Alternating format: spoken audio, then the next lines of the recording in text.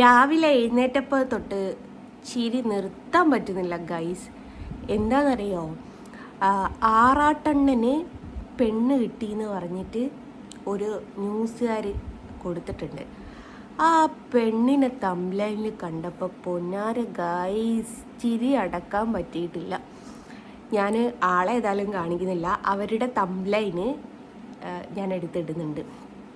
വല്ലാത്തൊരു കഷ്ടമായിപ്പോയി. എന്നാലും ചേച്ചി ഇങ്ങനെ പണിയൊപ്പിക്കുമെന്ന് ഞാൻ വിചാരിച്ചില്ല. ഏത് ചേച്ചിയാണെന്നറിയോ, നമ്മുടെ ബസ് സ്റ്റാൻഡ് മേരി ഉണ്ടല്ലോ, ഗുരുവായൂർ ബസ് സ്റ്റാൻഡ് മേരി.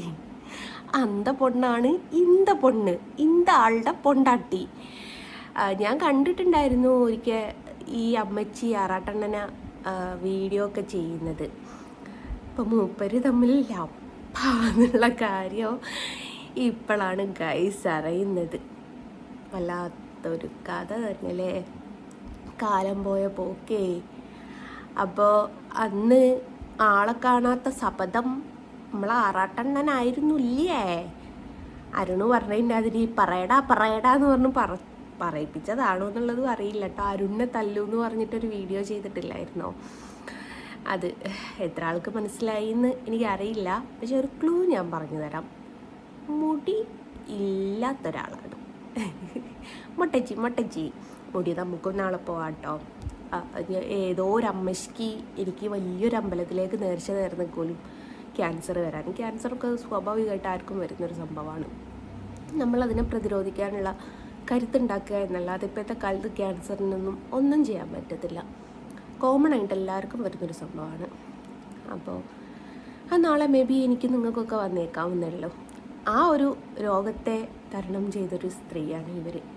പക്ഷെ ആറാട്ടണ്ണനൊക്കെ ആയിട്ട് പ്രണയത്തിൽ എന്ന് പറയുന്നത് വല്ലാത്തൊരു കഷ്ടം തന്നെയാണല്ലേ.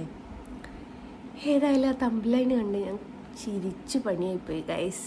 എന്താക്കാനാ, ഇന്നത്തെ ഒരു ദിവസം ഫുള്ള് കുത്തിരുന്ന് ചിരിക്കാനൊരു കാര്യമായി, അല്ലാണ്ട് എന്ത് പറയാനാ. അപ്പോൾ മുഹബത്ത് ആറാട്ടണ്ണനോട് വല്ലാത്തൊരവസ്ഥ തന്നെയല്ലേ. അല്ല എന്ത് ചെയ്യാനാണ് ഗൈസ്, ഓരോരോ അവസ്ഥകളെ. അപ്പോൾ അങ്ങനെയാണ് സംഭവം.